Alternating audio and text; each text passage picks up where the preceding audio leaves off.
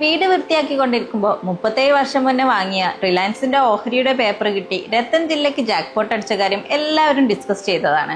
എന്നാൽ യഥാർത്ഥത്തിൽ ആ ഓഹരി വാങ്ങിയിട്ടുള്ള ഓണറെ കുറിച്ചിട്ട് ആരും ഡിസ്കസ് ചെയ്തില്ല. ചിലപ്പോൾ അയാൾ ആ പേപ്പർ മറന്നു പോയതായിരിക്കാം, അല്ലെങ്കിൽ നഷ്ടപ്പെട്ടതായിരിക്കാം. ഇങ്ങനെയുള്ള പ്രോബ്ലംസ് ഒക്കെ ഒഴിവാക്കാൻ വേണ്ടിയിട്ടാണ് 1996 സെബി ഡിമാറ്റ് അക്കൗണ്ട് ഇൻട്രൊഡ്യൂസ് ചെയ്തത്. സോ എന്താണ് ഈ ഡിമാറ്റ് അക്കൗണ്ട്? ഡിമാറ്റ് അക്കൗണ്ടിന്റെ ഫുൾ ഫോം ഡിമെറ്റീരിയലൈസ്ഡ് അക്കൗണ്ട് എന്നാണ്.